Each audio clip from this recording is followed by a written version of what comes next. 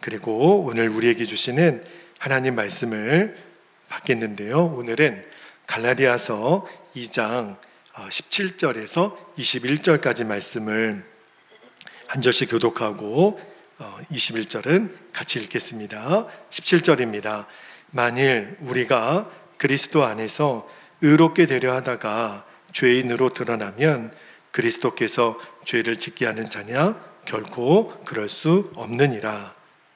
만일 내가 헐었던 것을 다시 세우면 내가 나를 범법한 자로 만드는 것이라. 내가 율법으로 말미암아 율법에 대하여 죽었나니 이는 하나님에 대하여 살려 함이라.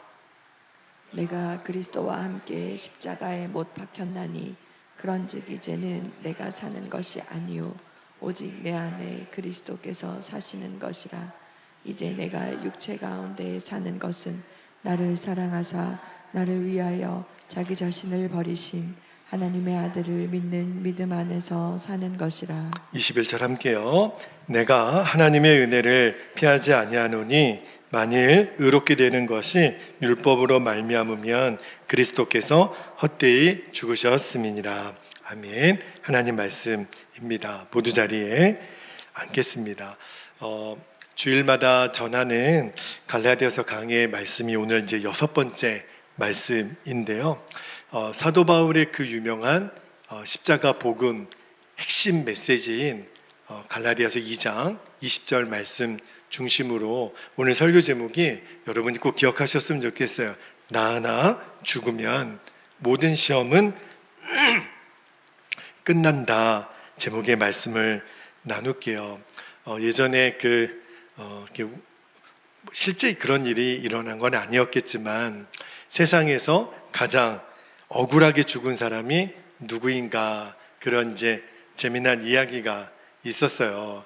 그 세상에서 제일 억울하게 죽은 사람, 그 이제 버스가 사람을 많이 싣고 가는 버스가 이제 대형 사고가 나서 많은 사람들이 죽은 거예요. 근데 그 죽은 사람들 붙들고 너무너무 목 놓아 울고 있는 아주머니가 한 분 계셔서 그 아주머니 옆에 가보니까 억울해 아이고 억울해 그래가지고 뭐가 이렇게 억울합니까? 그랬더니 자기 아들이 죽었다는 거예요. 근데 그 아들이 내일이면 결혼식 하는 날인데 양복 찾으러 갔다가 죽었다고. 그러니까 막 아이고 억울해 그렇게 우시는 거예요.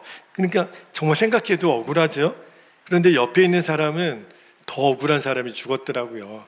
이미 떠나간 버스 억지로 쫓아가서 나 좀 태워달라고 해가지고 억지로 탔다가 죽은 사람 억울하죠. 근데 옆에 있는 사람은 더 억울한 사람이 있었어요. 버스에서 졸다가 그 전정거장에서 내리면 살았을 걸 졸다가 한정거장 지나치는 바람에 그 죽은 사람 진짜 억울하죠. 그런데 가장 억울한 사람으로 뽑힌 사람이 누구냐면 89번 버스를 타야 되는데 98번 버스를 잘못 탔다가 죽은 사람. 엄청 억울하죠.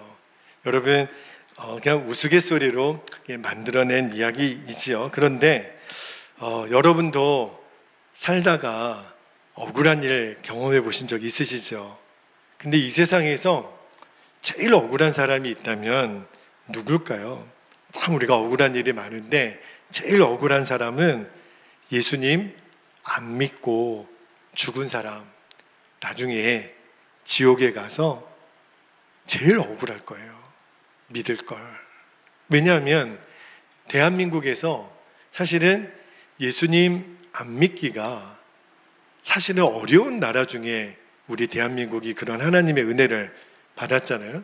우리 아이들 데리고 일본에 가서 노방전도를 하는데 아이들이 물어요. 목사님, 일본에는 교회가 없는 것 같아요. 아무리 봐도 한국에서는 밤하늘에 보이는 게 빨간 십자가고 동네마다 교회 찾는 거는 뭐 너무 쉽죠. 어떤 데는 한 건물 안에도 교회가 막 2개, 3개 있는 건물도 있어요. 그러니까 한국에는 그렇게 교회가 많은데 일본에는 교회가 왜 이렇게 없죠? 전도했는데도 일본 사람들 받지도 않고. 근데 우리나라는 어찌하여 하나님의 큰 은혜를 받아서 정말 교회가 이렇게 많고 예수 믿는 사람이 이렇게 많고, 아마 여러분도 지금까지 살면서 예수님 믿으세요, 꼭 교회 가셔야 됩니다, 교회 예수님 믿기 전부터 전도 많이 받아보셨죠. 그죠? 물론 순서는 있겠지만 그래도 우리가 이렇게 예수님 믿고 하나님 앞에 예배하는 게 너무너무 감사한데, 그런데도 끝까지 예수님 안 믿고 죽어서 지옥 갔다? 진짜 억울한 사람이에요. 나중에 그 지옥에서 얼마나 이를 갈며 슬피 울겠습니까? 자, 그런데 예수님 믿고도 억울한 사람이 있어요. 여러분은 절대로 그리 되지 않게 되기를 주님의 이름으로 축복하는데, 여러분 예수님 믿고도 억울한 사람은 누구죠? 네, 예수님 조금 도와주세요. 네. 자, 여러분 예수님 믿고도 진짜 억울한 사람이 누구냐면, 예수님 내 안에 계신데도 그 예수님을 한 번도 체험해 보지 못하고 죽은 사람, 그 사람이 제일 억울한 사람이에요. 내가 예수님을 믿어요. 그리고 그 예수님이 내 안에 계신데도 그 예수님을 경험하지 못하고 우리가 죽는다면 진짜 제일 억울한 사람이겠죠. 자, 그러면 오늘 설교의 주제가 뭐냐면, 내 안에 계신 예수님을 어떻게 하면 체험할 수 있을까? 정말 내가 억울한 사람이 되지 않으려면 어떻게 하면 될까? 오늘 사도 바울이 우리에게 말씀을 전하고 계시는데, 결론부터 말씀드리면 내 자아가 죽는 겁니다. 자, 오늘 바울의 고백 중에 20절 말씀 앞부분을 좀 볼게요. 20절 앞부분에 보니까, 내가 그리스도와 함께 십자가에 못 박혔나니 이제는 내가 산 것이 아니요 내 안에 그리스도께서 사신 것이라, 이렇게 고백해요. 여기 십자가에 못 박혔다라는 거는 죽었다는 거예요. 그렇죠? 여러분 이 바울의 고백을 잘 보면, 야, 바울은 십자가에 못 박혔다, 내가 산 것이 아니다, 뭔가 굉장히 비장하고 굉장히 어려운 사명의 길을 걷는 것 같고, 나하고는 좀 거리가 먼 사람 같아, 이렇게 느껴지는 분도 계실 거예요. 그런데 이런 분도 계시죠. 오늘 바울의 고백을 읽으면 참 부럽다. 바울은 어떻게 이렇게 본인 안에 계신 예수님을 생생하게 경험하고, 내가 그를 위하여 죽어도 좋을 만큼 사랑하는 사람을 만났으니까 이런 고백을 할 수 있었겠구나. 아마 이런 마음의 도전을 받는 분도 계실 거예요. 사실은 두 번째가 맞죠. 오늘 이 바울은 내가 십자가에 못 박혔다, 내가 사는 것 아니다, 이거는 내가 손해보고 산다, 억울하다, 힘들다, 이런 고백이 아니에요. 지금 오늘 갈라디아서 2장 20절 고백은 무슨 말이냐면, 우리에게 막 자랑하는 거예요. 여러분, 내가 얼마나 귀한 분 만난 줄 아세요? 나는요, 그분을 위해서 모든 걸 다 드려도 아깝지 않을 그런 분을 만났어요. 나를 얼마나 사랑하시는지 그분을 만났기 때문에 나는 이제부터 내 삶이 없어진 거나 똑같아요. 나는 그분을 위해서 살아가는 사람이 됐어요. 이거는요, 너무너무 감격이고 기쁨이고 그 고백을 하는 거예요. 쉽게 말하면, 여러분이 요즘 이렇게 젊은 사람들 만나서 여러분 이렇게 데이트하는 거 이렇게 보면 젊은 사람들 너무너무 예쁘잖아요. 그죠? 제가 지난주에 저희 교회 그 청년들이 이렇게 단기 선교 이렇게 왔을 때 보면, 여러분들 이렇게 젊은 예쁜 청년들 보면 괜히 기분이 좋지 않아요? 그래서 좋을 때다 뭐 이런 느낌도 들지만 너무너무 우리 청년들이 예쁘잖아요. 근데 사랑하는 이제 청년들이 이제 공원에서 데이트를 하는데, 남자가 여자한테 눈을 지그시 쳐다보면서 이런 고백을 하는 거예요.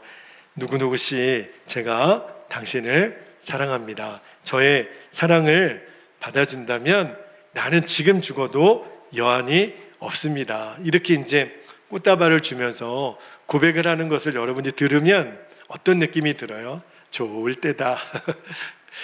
그게 무섭나요? 내가 지금 죽어도 여한이 없다고 하는 말이 아름답죠. 야, 이 사람이 이 여자를 진짜 사랑하는구나. 그렇게 느껴지지 않겠습니까? 여러분, 또 고백을 받는 여자 입장에서는 한 남자가 내가 죽도록 당신을 사랑합니다. 그래서 내가 이 남자에게 내 삶을 다 맡기고 사는 것 보면 그 여인이 불쌍합니까? 행복한 사람이라고 느껴지지 않아요? 여러분, 우리가요, 하나님을 믿는 게 이렇게 믿어야 되는 게 사실은 진짜고 행복이에요. 우리는 하나님을 오늘 내가 주일이니까 예배 안 드리면 안 되지 해서 온 게 아니라 하나님 그분을 위해서 내가 다 드려도 더 드리고 싶고 내 모든 것을 드리고 싶어도 아깝지 않을 그 하나님 사랑하기 때문에 오늘 예배 자리에 있는 줄 믿습니다. 여러분, 그게 행복이에요. 예수 믿는 사람들이 누리는. 왜냐하면 내가 무엇을 줘도 아깝지 않을 이제 대상을 이제는 찾았기 때문에. 그래서 바울이 20절 후반절에 이렇게 고백합니다. 20절 후반절을 볼게요. 나를 사랑하사 나를 위하여 자기 몸을 버리신 하나님의 아들을 믿는 믿음 안에서 사는 것이라. 바울이 지금 무슨 눈을 떴냐면 내가 그렇게 사랑의 대상을 찾기 전에 내가 그분을 사랑하는 것과 비교도 안 되는 나를 사랑하는 그분의 사랑에 눈이 열린 거예요. 나 같은 사람을. 여러분, 바울은요 정말 예수님의 사랑을 제대로 믿기가 어려운 사람이에요. 왜냐하면 바울이 전과가 화려한 사람이거든요. 어떤 전과가 있었죠? 여러분, 바울이 사울이었을 때 예수님의 그 십자가 복음을 전했던 사람들을 다 잡아다가 죽이려고 했던 사람 아닙니까? 실제로 스데반 순교의 주동자는 바울이었어요. 그죠? 사실은 스데반은 바울 때문에 순교를 당했다고 해도 과언이 아니잖아요. 그런데 오늘 바울이 뭐라고 그러냐면 나를 사랑하사 그래요. 나를 사랑하사. 바울 자기 본인의 입장에서는 하나님께 사랑받을 만한 그런 존재가 아니었다는 거예요. 그런데 하나님의 나를 얼마나 사랑하셨냐면 내 죄를 예수님에게 다 뒤집어 씌우시고 나를 구원하신 것도 모자라서 나를 이방인의 사도로 세우셨다. 나를 사랑하사. 여러분, 이 표현은요 진짜 믿어지지 않으면 나올 수 없는 고백이에요. 우리도 똑같아요.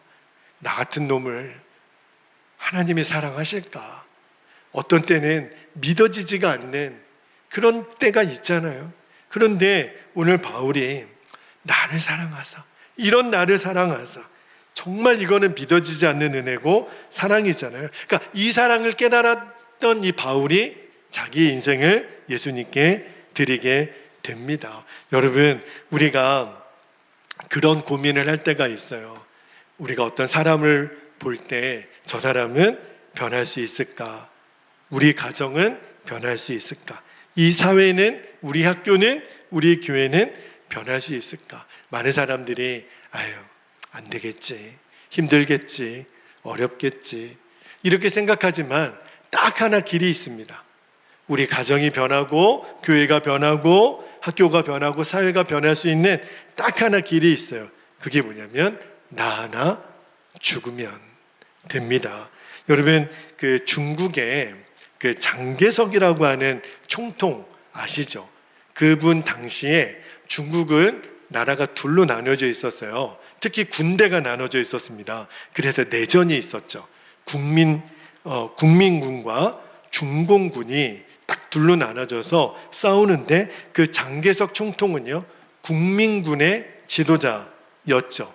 근데 이제 나라 안에 전쟁이 있었는데, 근데 한 번은 어렵게 개업을 해서 병원을 건축한 한 의사가 있었는데 그 병원이요, 그 장개석의 국민군에 의해서 병원이 완전히 무너졌어요.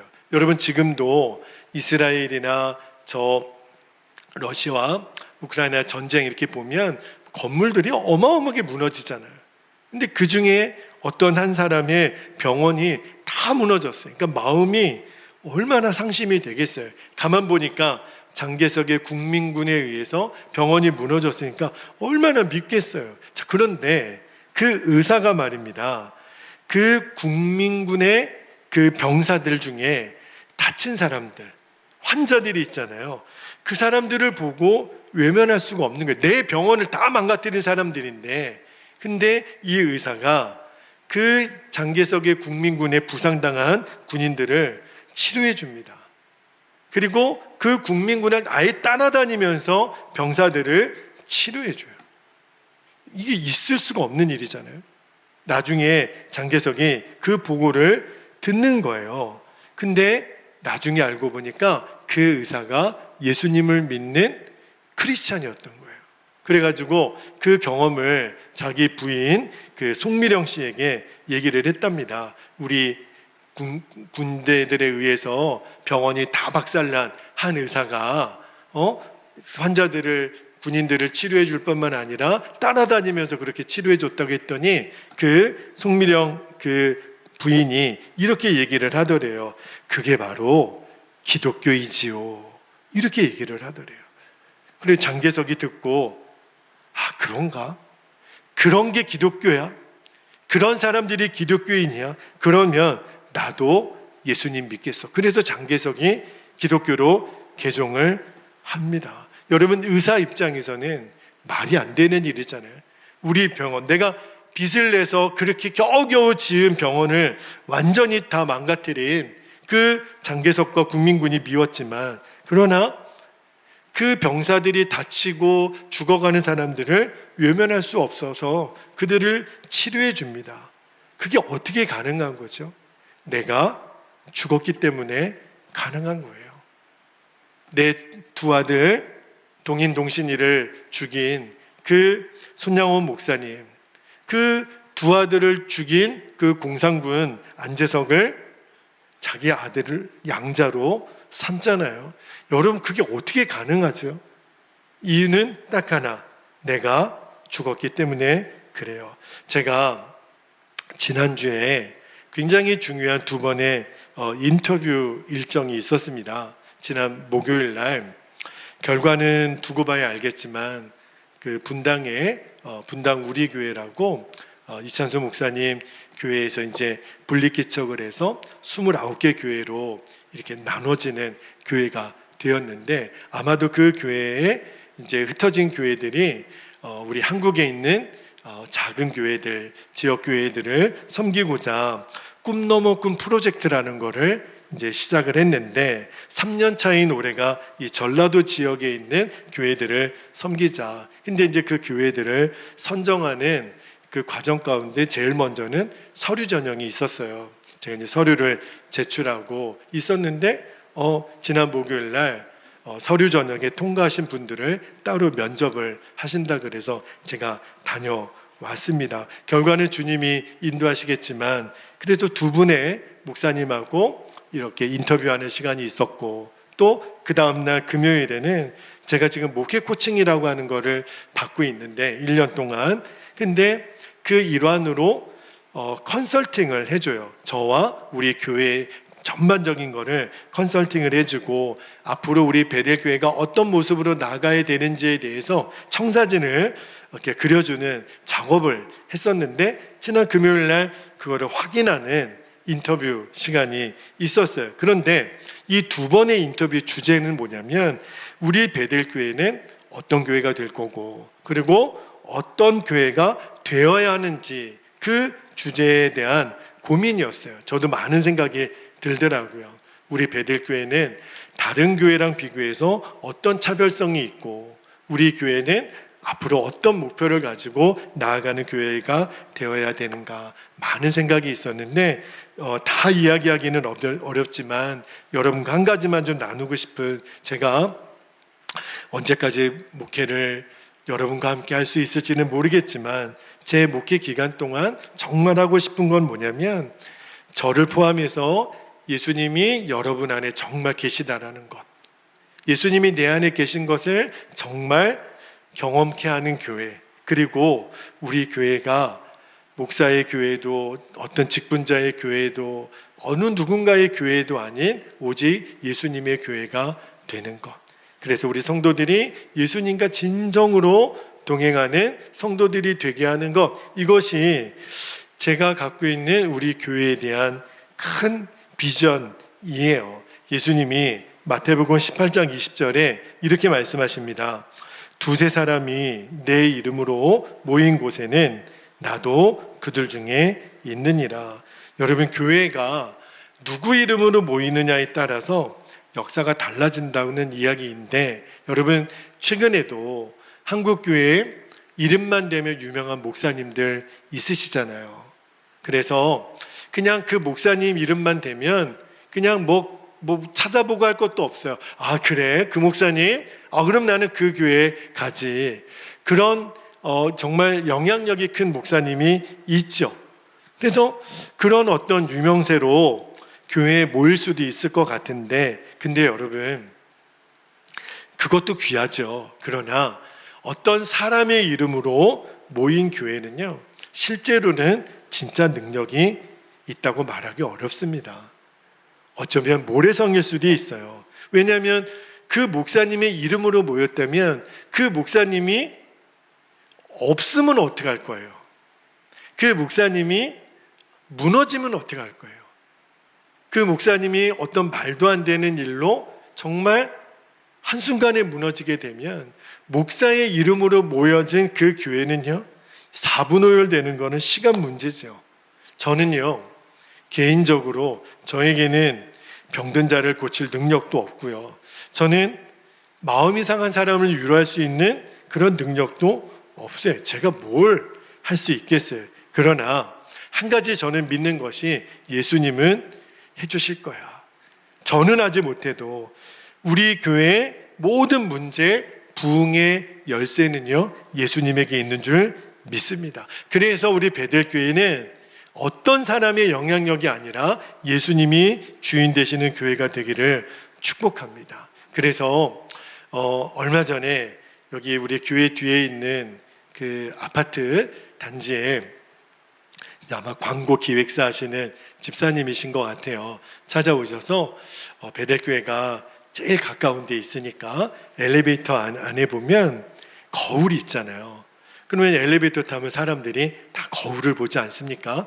그러니까 그 거울 밑에다가 베델교회에 홍보할 수 있는 이제 그 들어가는 칸이 있어요. 베델교회가 여기 홍보를 하면 좋겠습니다. 비용이 얼마입니까? 얼마입니다. 그래서 여기 안에 들어가야 될 이제 시안과 내용을 쭉 이렇게 좀 검토하고 조금 재정이 들더라도 하기로 했어요. 그래서 그 전단 광고를 보고, 아, 정말 이 아파트에 계신 분들 중에 또 교회를 안 다니거나 또 쉬고 있거나 또 마음이 낙심한 이들이 우리 베델교회로 올 수 있도록 기도하고 있는데, 근데 제가 고민 중에 하나가, 이렇게 전도지 하나를 만들고 광고를 할 때 제 마음에 어떻게 하면 나를 드러내고 싶고 우리 교회를 더 적극적으로 홍보하고 싶은가, 이런 생각이 막 들더라고요. 그런데 주님이 그런 마음을 주세요. 너는 지금 너를 전하냐? 베델교회를 전하냐? 나를 전해야지. 예수님을 전해야지. 물론 제 마음에 궁극적으로는 그렇죠. 예수님을 전하는 것이 전도라는 거. 근데 어느 순간에 우리가 본질을 놓치고 비본질을 마치 본질인 것처럼 여기는 태도, 우리 교회는 마치 무엇이 유명하고 사람이 중요하고 프로그램이 잘 돼 있고 이런 것이 진짜 전도의 핵심이 아니라 예수님 그분을 전하는 것, 이것이 본질인 것을 절대로 우리가 잃지 않게 되기를 축복합니다. 옛날에 조선일보 그 신문에 일면에 대문짝만하게 밑도 끝도 없이 행복의 시작 예수 그리스도, 어느 교회라고 이름도 없어요. 그게 한동안 계속 연재가 됐어요. 행복의 시작 예수 그리스도.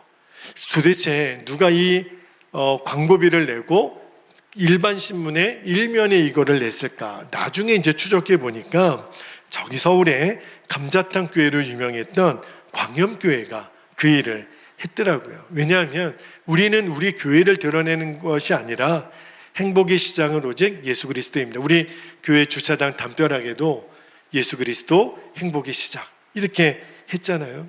그래서 정말 예수님이 드러나는 것이 교회의 본질이구나. 그래서 저는 우리 새가족이 우리 베델교회에 왔을 때 제가 제일 마음에 또 두려움도 되고 염려가 되는 것이 저 스스로, 저를 포함해서 혹시 우리 교회도 예수님 그분을 가리는 것이 있지는 않을까.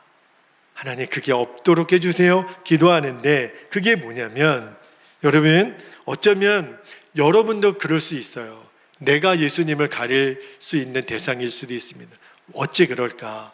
내가 새가족이 왔을 때 첫인사가 내가 우리 교회 개척 멤버입니다. 물어보지도 않았는데 새가족이 왔는데 얘기하는 거예요. 내가 우리 교회에 저 마목사님보다도 먼저 온 사람입니다. 내가 우리 교회에 몇십 년을 다닌 사람입니다. 내가 직분이 권사님. 묻지도 않았는데 그 얘기를 왜 하죠? 내가 우리 교회 VIP라는 거죠. 그죠? 새가족이 예수님을 먼저 경험하기 전에 어쩌면 그분이 예수님을 가릴 수도 있을 수도 있다는 거예요.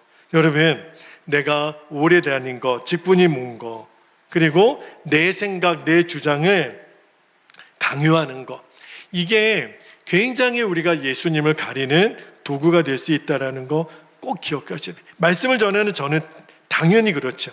그렇다면 우리가 어떻게 내 자아를 죽일 수 있을까? 그 말씀을 드리고 설교를 마치려고 하는데, 여러분, 우리가 어떻게 자아를 죽입니까? 맨날 내 몸을 자해합니까? 막 때립니까? 어떻게 나를 죽여요? 근데 성경은요, 이미 우리가 예수님 믿을 때 너희들은 죽은 자다 말씀을 하세요. 자, 로마서 6장 4절을 한번 볼게요. 로마서 6장 4절에 보면 우리가 그의 죽으심과 합하여 세례를 받음으로 그와 함께 어떻게 됐다고요? 장사되었나니. 이미 나는 죽었다는 거예요. 여기 지금 세례 안 받은 사람 없죠? 우리가 세례를 받았다는 거는 이미 장례식을 치른 사람이라는 거예요. 여러분, 여기서 은혜 생활과 율법 생활이 갈라지는 거예요. 여러분, 율법 생활이 뭐죠? 지금까지 우리가 율법 생활에 대해서 쭉 나눠왔는데, 율법 생활은 이런 거예요. 죄와 교만과 성질을 힘들여서 막 누르는 거. 자, 예를 한번 들어볼게요. 자, 교회에 여러분 신앙생활 하다가 그런 일이 없기를 축복합니다. 그런데 너무너무 미운 사람이 생겼다고 한번 해봅시다. 그러면 쳐다보기도 싫죠? 그리고 인사도 받기 싫죠? 자, 그런데 딱 정면으로 만났으니 인사를 안 할 수도 없고, 그래서 나는 속마음은 인사하기 싫은데 억지로 꾹꾹 눌러서 인사를 했다. 그러면 아마 돌아서서 내가 꼴 보기 싫지만 그래도 내가 참고 꾹꾹 눌러서 겉으로는 웃으면서 인사하는 척이라도 했으니 내가 잘했지, 그래도 내가 이겼지, 이렇게 생각하는 사람이 지금 율법 생활하고 있는 거예요. 근데 내면이 그렇지가 않으니까, 내 내면에 있는 나와 겉으로 드러나는 나가 다른 거예요. 그러니까 신앙생활하는 게 힘든 겁니다. 내 내면의 나와 겉으로 드러나는 나가 같으면 신앙생활이 어려울 수가 없어요. 그런데 막 억누르고 내가 속은 미워 죽겠지만 겉으로는 인사라도 해야지. 그러니까 내 마음도 어렵고 육신도 나중에는 힘들어지는 거예요. 여러분, 이거를 정말 잘 아셔야 돼요. 그러면 은혜 생활하는 사람들은 어떻게 하는 거죠? 내 자아가, 내가 그 사람을 만났을 때 인사하기 싫어요. 너무 미우니까. 그런데 주님 앞에 결론을 짓기를, 주님, 저분을 미워하는 나는 죽었습니다. 이거를 내가 진짜 믿는 거예요. 내 자아를 십자가에 못 박고 그리고 예수님으로 사는 사람, 이게 가능해진다니까요. 그러면 내가 누군가가 미워요. 그러면 그분에게 가서 내가 이제 얘기를 합니다. 누구는 성도님, 제가 성도님을 향해서 이런 서운한 마음이 있었습니다. 이런 미워하는 마음이 있었습니다. 그런데 내 안에 계신 예수님이 그 마음을 더 이상 품게 못하십니다. 제가 미워했던 거 용서해 주십시오. 그러니까 잘잘못을 따지라는 게 아니에요. 이미 내 안에 그런 서운하고 섭섭하고 미워하는 마음이 들어와 있는데 이건 주님 주신 마음이 아니라는 것을 내가 알지만, 그러나 겉으로는 웃는 척하고 속으로는 그거를 내려놓지 못하면 그게 율법 생활이라는 거예요. 그런데 은혜 생활하는 사람들은 드러내는 거예요. 옛날에는 감추는 게 좋았지만 이제는 드러내는 게 내가 진짜 사는 길임을 압니다. 왜 그렇죠? 예수님이 내 안에 주인 되시니까. 여러분, 우리의 권위는 여기서 나오는 거예요. 여러분, 목회자의 권위, 여러분이 저보다 나이가 연세가 있으신 분도 꽤 많으세요. 그런데 여러분 저한테 반말하지 않으시죠? 그죠? 어이, 일로 와봐, 이렇게 저한테 얘기 안 하시죠? 저에게 목사님 이러시죠, 저러시죠. 여러분이 저에게 존댓말을 쓰고 경어를 써주세요. 왜 그러시죠? 제가 신학교 나와서 그렇습니까? 목사라고 하는 직분을 받아서 그렇습니까? 아니에요. 여러분, 목사의 권위는요, 예수님과 교회를 위하여 죽을 수 있는, 가장 먼저 죽어야 되는 사람이라는 것을 저도 알고 여러분도 인정하기 때문에 그래요.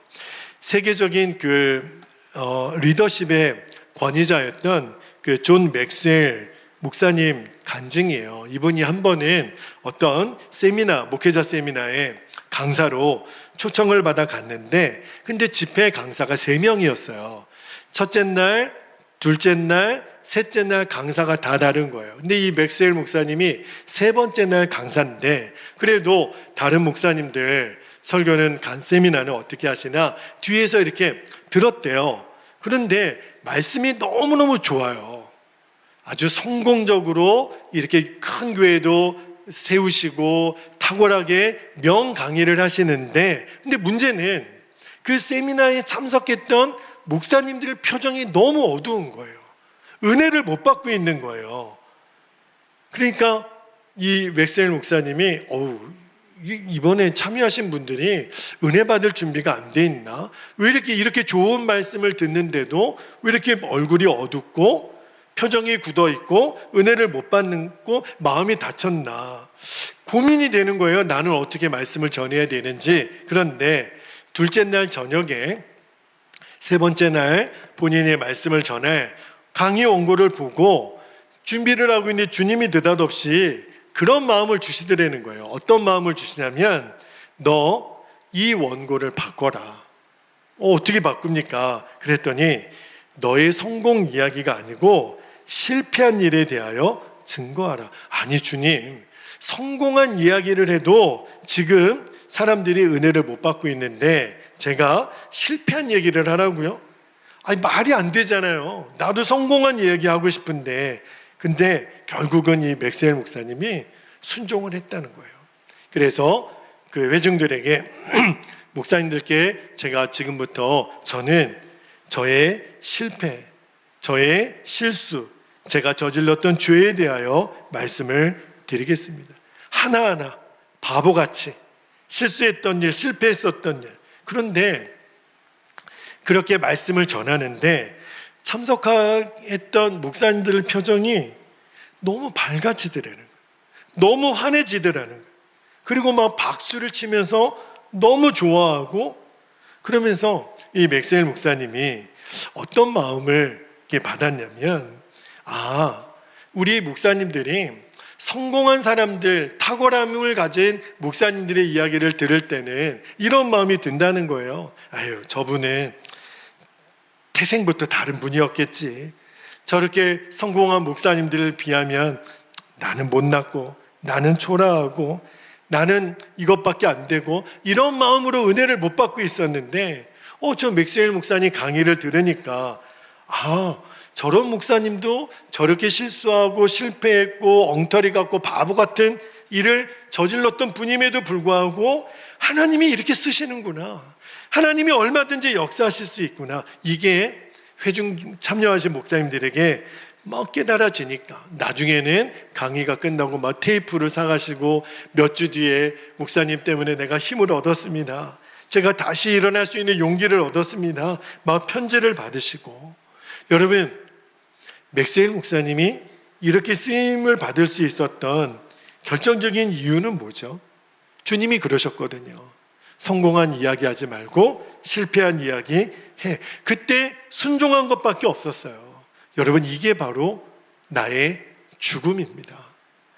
여러분, 나의 죽음이 뭐예요? 내가 하고 싶은 것을 내려놓을 수 있는 용기. 그러나 어떤 때는 나는 죽어도 하기 싫지만 주님이 명령하셨을 때 내가 할 수 있는 용기. 근데 그게 어떻게 가능하죠? 죽음으로밖에는 안 돼요. 제가 최근에 그런 경험을 합니다. 저는 제가 하고 싶은 거는 죽어도 해야 되는 사람인 거예요. 그거를 또 한 번 알았어요. 근데 여러분에게 설교할 때는 우리는 죽었음을 믿으라고 고백했는데 여전히 제 안에 죽지 않은 영역들에 대해서 하나님이 드러내셨어요. 아직 내가 죽음으로 완전히 처리되지 못한 영역에 대해서. 그래서 다시 한번 죽기로 결정한 것. 그러니까 이런 거죠. 내가 해야 되는 것을 내가 안 할 수 있고 절제할 수 있는 이 용기. 이거는요, 내가 무슨 돌을 닦아서 책을 읽어서 되어지는 게 아니라는 것을 알아요. 이거는 딱 하나밖에는 할 수 있는 게 없어요. 내가 죽었습니다. 여러분, 내가 죽으면, 내가 죽기를 순종하면 예수님이 역사하십니다. 우리 교회도 똑같아요. 교회 안의 모든 권위는 어디서 나오냐면 그분의 직분, 나이, 세상 경력, 여기서 나오지 않아요. 여러분이 저에게서도 확인하시고 저도 여러분에게서 확인하고 싶은 건 딱 하나입니다. 내가 지금 죽을 수 있는 준비가 되어 있나? 다시 말하면 내가 지금 하고 싶은데 이 일을 안 할 수 있는 용기, 나는 이거를 하기 싫은데 주님이 하라 그러시면 할 수 있는 용기가 있는가? 여러분이 이것을 오늘 결단을 내시기를 축복합니다. 완전히 주님 안에 여러분이 결단을 올려드렸으면 좋겠어요. 주님, 제가 하고 싶은 건 이거지만 안 하겠습니다. 저는 이거를 죽어도 안 하겠지만, 하기 싫지만 주님이 하라 그러면 하겠습니다. 오늘 이 일에 대하여 여러분이 나는 죽었습니다 고백을 하면 반드시 주님이 역사하십니다. 반드시 주님이 영광을 드러내세요. 여러분 명심하셔야 됩니다. 자아가 죽은 사람에게는 시험 들 일이 없어요. 왜 우리가 시험 들지요? 내 자아 때문에 그래요. 내 자아가 죽으면 기분 나쁠 것도, 미워할 것도, 걱정할 것도, 염려할 것도 없어요. 그러면 여러분 시험이 생기면 딱 한 가지만 점검해 보시면 돼요. 이게 내 문제인가? 주님의 문제인가? 이것만 점검해 보시면 돼요. 내 문제면 딱 하나 답은 나온 거예요. 내가 죽으면 됩니다. 가정에서도, 교회에서도, 직장에서도, 학교에서도 나 하나 죽으면 모든 시험은 끝납니다. 왜 그렇지요? 그때 예수님이 역사하시니까. 예수님을 믿어도 여러분 정말 우리가 주님 앞에 서게 되는 날 억울해하는 인생 되시면 안 돼요. 예수님을 내가 믿는데 내 안에 계신 예수님을 체험하지 못하고 내가 주님 앞에 서게 되면 이게 제일 억울한 일이거든요. 어떻게 예수님을 내가 체험합니까? 내가 죽으면, 내 자아가 죽으면, 그러면 모든 시험은 끝나는 거예요. 여러분 안에 이 말씀이, 이 진리가 정말 누려지게 되기를 주님의 이름으로 축복합니다. 이제 우리 함께 기도하겠습니다. 두 가지 기도 제목을 우리가 믿음으로 붙잡고 기도하십시다. 첫 번째는 내 자아가 죽음으로, 날마다 내 안에 계신 예수님을 여러분들이 경험하시는 역사가 나타나기를. 내가 죽으면 예수님이 일하세요. 정말 예수님이 일하세요. 여러분이 할 수 있는 일은 딱 하나, 내가 이미 죽었음을 진짜 믿는 거예요. 그리고 여러분이 입술로 고백하는 겁니다. 주님, 나 마준철은 죽었습니다. 그때 모든 서러움, 미움, 절망, 아픔 다 떠나가는 예수님이 역사하시는 거예요. 두 번째, 나는 죽고 예수로 사는 그 은혜 생활을 하셔야 돼요. 율법 생활이 아니라. 그래서 내 안에 우리 가정과 우리 교회와 세상의 모든 시험이 끝나게 하옵소서. 모든 다툼이 끝나게 하소서. 모든 갈등이 끝나게 하소서. 주님이 오늘 나의 결단에 증인이 되어 주시도록 이 시간 허락하신 말씀과 기도의 제목을 붙잡고 통성으로 기도하겠습니다. 주여